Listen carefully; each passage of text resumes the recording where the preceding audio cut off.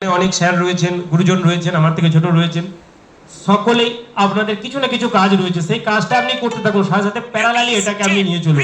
যখন আপনি সময় পাবেন, সকাল, দুপুর, সন্ধ্যা, রাত্রি, আপনি সেই টাইমটা পারলে 40 মিনিট 1 ঘন্টা আপনি মোবাইলে ফেসবুক, হোয়াটসঅ্যাপ, টুইটার, ইনস্টাগ্রাম এগুলো আপনারা সবাই চালান, আমিও চালাই।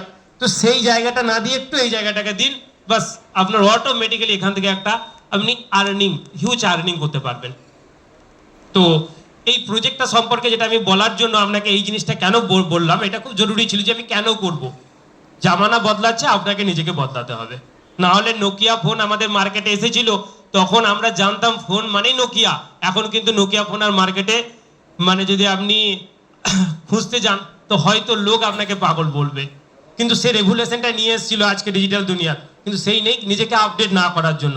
তাই আমাদেরকে আপডেটটা করা খুব দরকার। আশা করছি এটা সকলেই বুঝতে পেরেছেন, এটা আমার বোঝানোর কোনো দরকার নেই।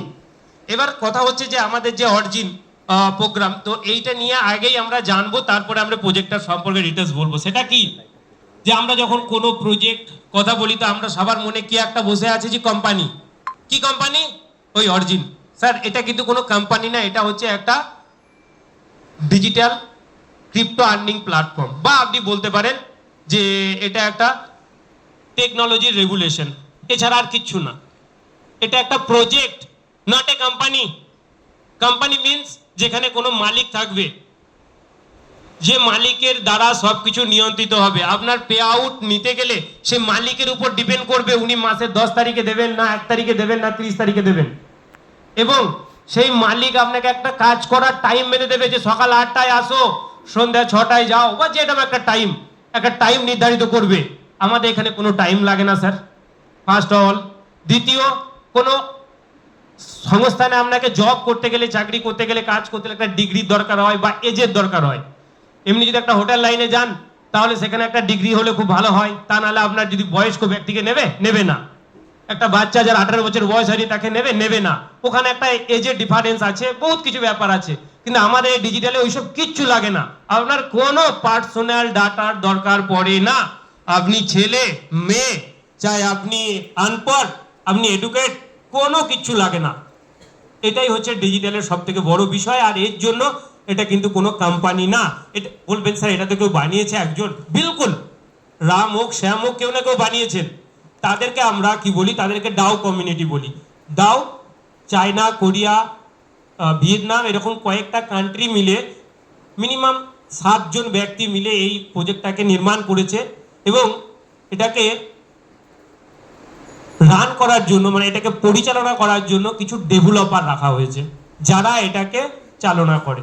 এই হোটেলটার মালিক কেউ একজন, উনি কি এখানে এসে সার্ভ করবে, হোটেলের কাজগুলো করবে? নিশ্চয় না। তাহলে উনি কি করেছেন, কিছু লোক রেখেছেন, ওই লোকের দ্বারা ওনার হোটেলটা পরিচালিত হচ্ছে। সেম দ্যাট বানিয়েছে কেউ একজন। যখন বানানোর পর যে কোনো প্রজেক্ট বা কোনো সিস্টেম বানানোর পর সেটা যখন ব্লকচেনের মধ্যে ডিপ্লয় করে দেওয়া হয়, সেটা আর কোনো কোম্পানি থাকে না, সেটা হয়ে যায় পাবলিক। এখানে মালিক কে? তাহলে আপনি আমি, যারা আমরা এর হিস্সাতে রয়েছি। চাই আপনার কাছে 1টা টোকেন থাকুক, 100টা থাকুক, চাই 1000 থাকুক, আমরা যার যেমন হিস্সা সে সেই পার্সেন্টেজের মালিক আমরা। আশা করবো এটা তো সকলেই বুঝতে পেরেছেন যে কেন কোম্পানি নয় এটা। নেক্সট, যে এবার কথা আসছে যে স্যার এই প্রজেক্টটা পরিচালনা করছে ডিসেন্ট্রালাইজড অটোনমাস অর্গানাইজেশন। তো ঠিক আছে স্যার, যদি এই অ্যাপসগুলো বা মোবাইলে যে মানে মাধ্যমে আমরা কাজটা করছি সেটা যদি বন্ধ হয়ে যায়, আমি কি করব? আসাটা স্বাভাবিক, কোশ্চেনটা আসা স্বাভাবিক। তো ফার্স্ট অফ অল এটা আমাদেরকে জানতে হবে। যেমন আজকে আপনাকে আমি বলি, আমরা ফোনপে, গুগল পে লেনদেন করি, ওখানে কি করি? একটা ছবি দেখি, তো আপনি পাঠিয়ে দিলেন একটা 5000 টাকা, তো ওটা কি গেল? টাকা থরি যাচ্ছে, একটা সংখ্যা যাচ্ছে।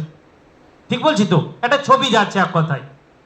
কিন্তু ওটার প্রতি আমাদের ট্রাস্ট আছে, কেন? ওটা আমরা দেখে এসেছি, ওটা আমরা জানি কখন সম্ভব, সেটাও আমরা জানি। আমার অ্যাকাউন্টে যদি ব্যালেন্স থাকে তো যাবে, এগুলো আমরা সকলেই জানি।